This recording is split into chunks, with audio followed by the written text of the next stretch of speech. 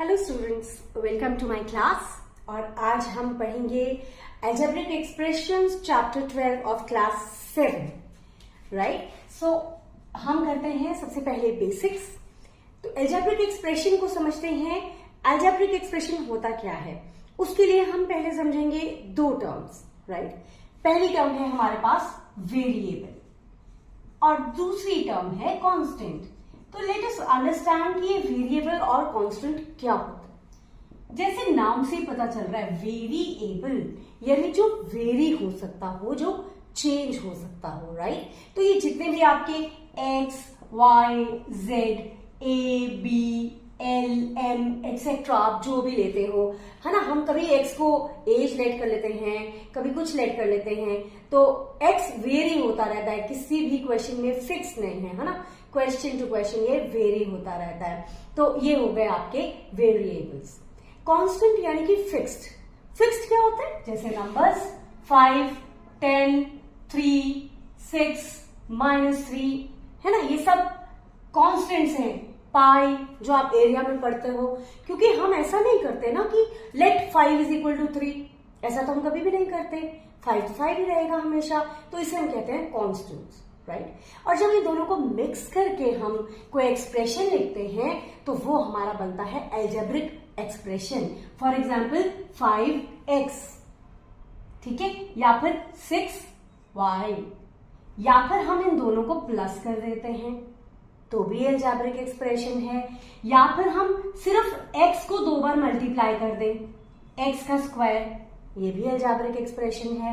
हम इसको 5 के साथ भी मल्टीप्लाई कर दें यानी कि 5x का स्क्वायर, ये भी अलजेब्रिक एक्सप्रेशन है। अब हम 5x में 5x² को ऐड कर देते हैं, ये भी अलजेब्रिक एक्सप्रेशन है, ठीक है। तो ये सभी हमारे क्या हो गए? Algebraic expressions. मैंने माइनस साइन का एक बार भी यूज नहीं किया है, तो हम 6x - 5y माइनस भी यूज कर सकते हैं, ये भी अलजेब्रिक एक्सप्रेशन है, ठीक है। अब इन दोनों में क्या अंतर है?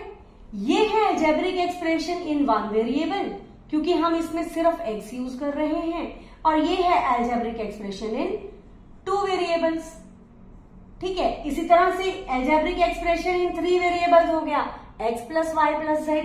इसके आगे में अगर 1x होता है ना तो बेटा हम वो नहीं भी लगाते, यानी 1x या 1 हम ना लगाए, सिर्फ x एक ही बात है, ठीक है।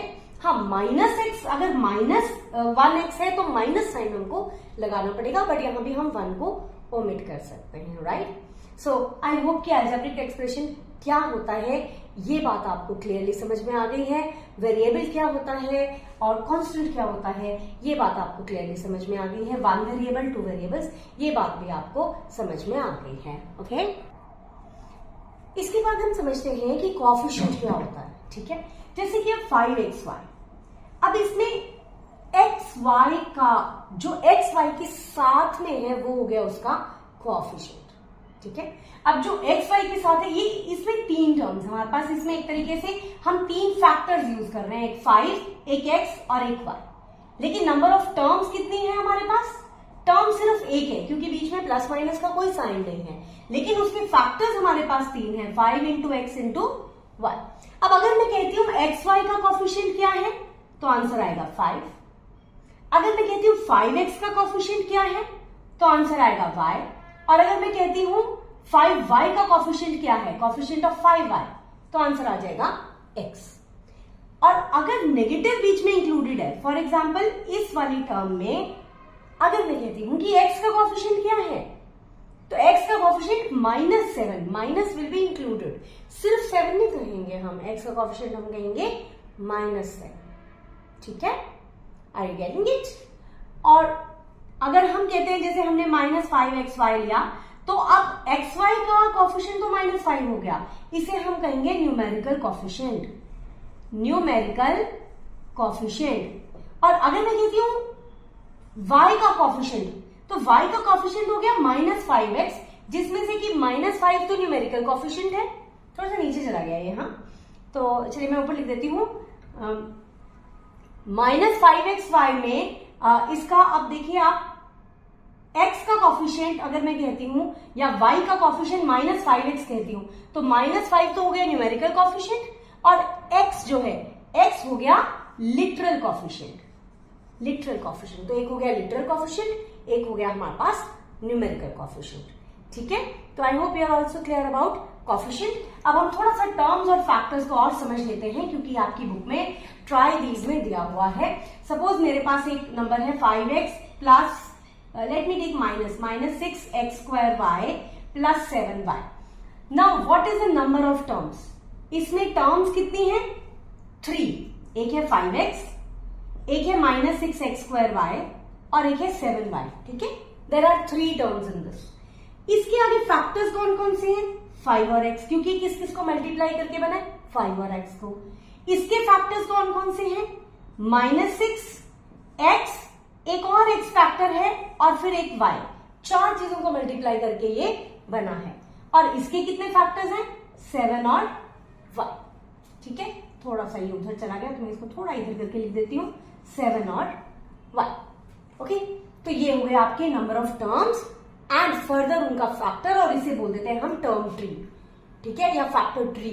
तो ये भी आपको एग्जाम में 1 मार्क में बनाना आ सकता है। तो ट्राई दीज, अगर आपके पास एनसीईआरटी तो उसे आप ओपन कर लीजिए। तो ट्राई दीज में आपके पास है, एग्जाम्पल भी है आपके पास, और ट्राई दीज में आपको दिए हुए हैं। ठीक है, you can do these. For example let me take up example number 1। Example number 1 आपका कहता है कि identify the following expressions terms which are not constants, give their numerical coefficients। ठीक है, अब xy प्लस 4 में बताएं आप कि कौन सी ऐसी टर्म है जिसमें कोई कांस्टेंट नहीं है। xy प्लस 4 में पहली बात तो टर्म्स कितनी है? हमारे पास 2 टर्म्स हैं, xy और 4, 2 टर्म्स है। कौन सी ऐसी टर्म है जिसमें कोई कांस्टेंट नहीं है? वो है xy। ठीक है, और इसका कोफिशिएंट कितना है? 1। So 1 is the coefficient, right? Similarly we have say example 2, what are the coefficients of the following expressions, right? तो अब हमारे पास है 4x - 3y। नजर आ रहा है आपको? 4x - 3y में आपके पास आपको ये बताना है कि right what are the coefficients of x in the following expressions. हमको सिर्फ x का कोफिशिएंट बताना है, पूरे का नहीं बताना। तो x वाली टर्म कौन सी है? 4x। 4x में x के साथ क्या है? 4। तो हमारा आंसर कितना आ गया? 4। ठीक है, तो ये you will get them in 1 marker. Next मैं लेती हूं 8 - x + y। आपको x का कोफिशिएंट बताना है, सिर्फ x का। तो x वाली टर्म ये हो गई, और इसका कोफिशिएंट नेगेटिव हम साथ में इंक्लूड करेंगे। इसका कोफिशिएंट हो गया -1। -1 क्या हो गया इसका? कोफिशिएंट। ठीक है, so I hope you understand this. उसके बाद हम बात करते हैं कि लाइक टर्म्स क्या होती हैं और अनलाइक टर्म्स क्या होती हैं। ठीक है, देखो लाइक का मतलब क्या होता है? एक जैसा, है ना? आप खुद सोचो, 5x 6x 7y 6x² 5y। अब इनमें कौन सी टर्म्स ऐसी हैं जो आपको भाई बहन लग रहे हैं एक दूसरे के, जो एक जैसे लग रहे हैं देखने में ना? भाई बहन होते हैं ना, एक जैसे दिखते हैं। तो कौन से ऐसे हैं टर्म्स जो आपको एक जैसे नजर आ रहे हैं? देखो 5y और 5x में ये x के साथ कुछ है, ये y के साथ कुछ है। They are not like terms, right?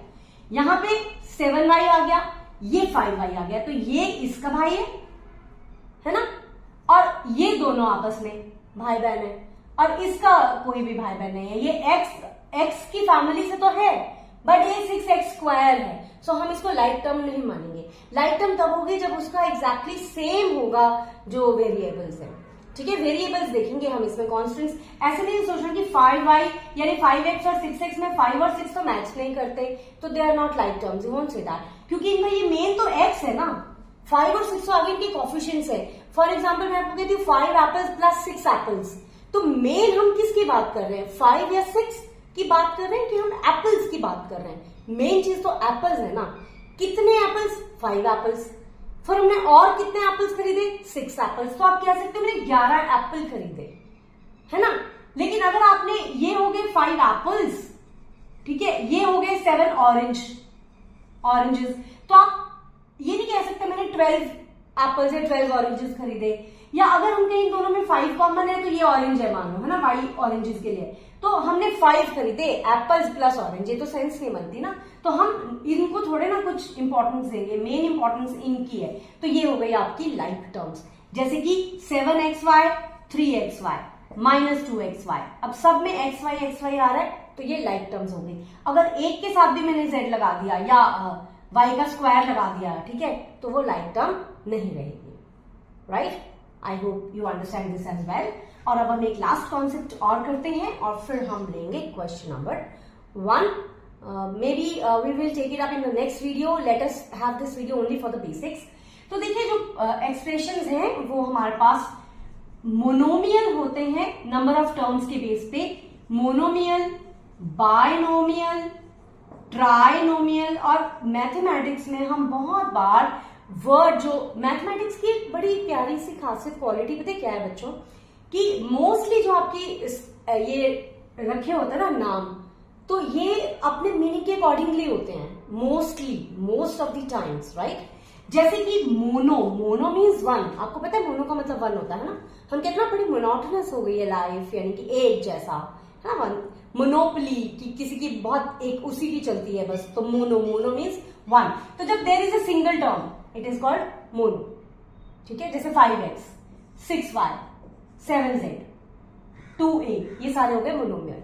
Bye means 2 है ना, बाय का मतलब 2 होता है, बहुत जगह हम यूज करते हैं, बाइनरी, बाई एनुअल, है ना 2। तो जैसे कि 2x plus 3y 5y plus 6y square. अब देखो ये 2 वेरिएबल है, ये 1 वेरिएबल है, यहां पे हमने वेरिएबल नहीं देखने, नंबर ऑफ टर्म्स 2 होनी चाहिए, ठीक है। आप मुझे बताओ 5x plus 7x is it A binomial और मोनोमियल? यहां थोड़ा सा स्मार्ट प्ले करना पड़ेगा आपको। ये बाइनोमियल नहीं है, देखने में तो 2 टर्म्स हैं, लेकिन अगर आप इसे सिंप्लीफाई कर दोगे तो ये आपका 12x बन जाएगा, तो ये मोनोमियल बन जाएगा, ये बाइनोमियल नहीं रहेगा, ठीक है। और ट्राइनोमियल ऑब्वियसली मीन्स 3 टर्म्स, है ना, जैसे कि 3x plus 4y minus z। और जरूरी नहीं 3 वेरिएबल हो, 3x minus 3x square plus 3x cube, 3 ले लिया चलो मैंने सबने इंटरेस्टिंग सा बनाने के लिए, ठीक है, 3x क्यूब, क्लियर। तो ये हो गया आपका ट्राइनोमियल। तो ये किस बेसिस पर हमने इनको क्लासिफाई कर दिया, हमने इसको नंबर ऑफ टर्म्स के हिसाब से क्लासिफाई कर दिया है, ठीक है, मोनोमियल, बाइनोमियल एंड ट्राइनोमियल। तो these were the basics. After this we'll be doing question number 1 of 12.1। चलिए एक्सरसाइज 12.1 का हम फर्स्ट क्वेश्चन देखते हैं, where it says get the algebraic expression for the following cases using variables, constants and arithmetic operations, ठीक है।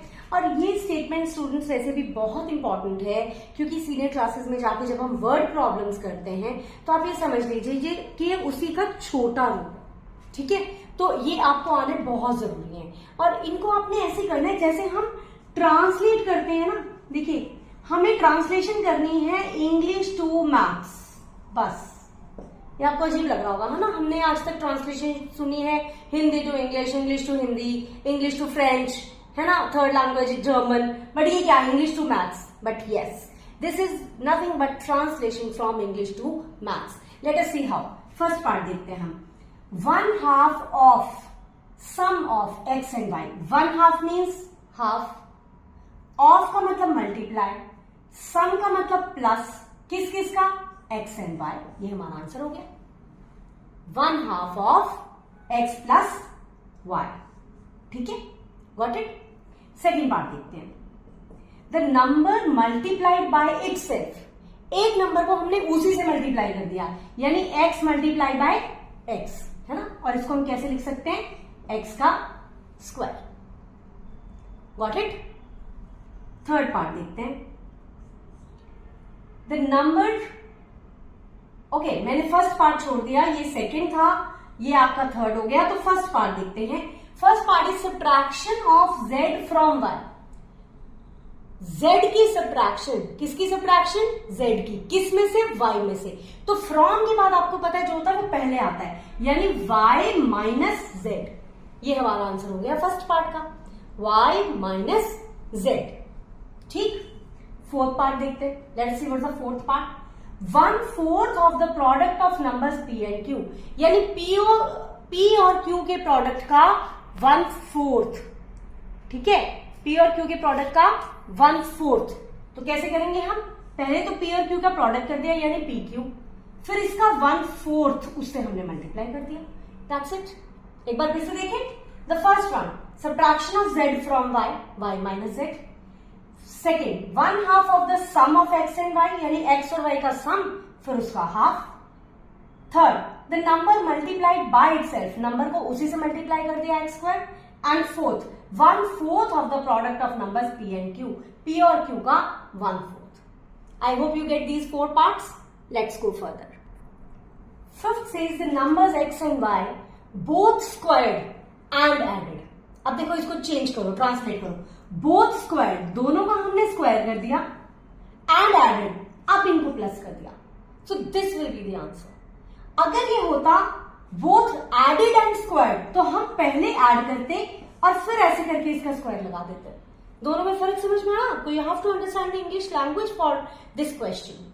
आई am repeating the numbers X and Y both squared and added, पहले दोनों का square करा फिर add कर दिया। अगर ये होता बोथ एडेड एंड स्क्वायर्ड फिर ये हो जाता x plus y whole square, right. The next is number 5 added to. देखिए नंबर 5 एडेड टू प्लस कर दिया हमने 3 times, 3 times means 3 multiplied the product of m and n, m और n का प्रोडक्ट यानी एम एन। तो ये bracket हम हटा भी सकते हैं, 5 plus 3 mn will be the answer to this one. So I hope you get it. Seventh part says product of y and z subtracted from 10. अब देखिए y और z का प्रोडक्ट यानी कि yz, अब subtracted from 10 है ना, तो ये मत कर देना, ये गलत हो जाएगा। It is subtracted from 10, तो जो from के बाद होता है वो पहले आता है, so 10 minus yz must be the answer to this. Alright? I hope you get this one too. Let's see the last one. Sum of numbers a and b subtracted from their product. यानी कि इन दोनों का सम और इसे हमने subtract करना है इनके प्रोडक्ट में से। अब प्रोडक्ट क्या होगा, ए बी, तो प्रोडक्ट में से सब्ट्रैक्ट करना मीन्स फ्रॉम के बाद जो होता है वो पहले आता है। So A B minus A plus B should be the answer and this needs a bracket over here, क्योंकि अगर मैंने ये सम लिख दिया और ये ए बी में से मैंने माइनस कर दिया तो ये तो सिर्फ ए माइनस हुआ है ना, बी तो माइनस ही नहीं हुआ। तो या तो मैं फिर इसको यहाँ पे ऐसे करूं, आपके लिए ज्यादा कंफ्यूजिंग हो जाएगा, तो we write it like this, क्योंकि दोनों को करना है तो we put a bracket. Okay, so I hope you understood so far. अगर आपको समझ में आ गया है तो please let me know through your comment, एक छोटा सा कमेंट कर देना, ज्यादा टाइम नहीं वेस्ट करना आपने अपना। And I hope guys you are studying very well. देखिए क्लास 7th के लिए मैंने आज वीडियो पहला बनाया है, शुरुआत की है। I hope it will be useful to you, और ये आपका बेस बनाने का ईयर है।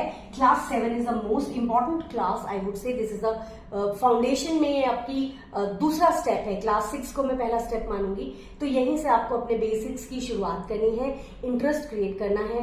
आपको जहां से जो डाउट आए मुझे कमेंट में ड्रॉप कर दीजिए।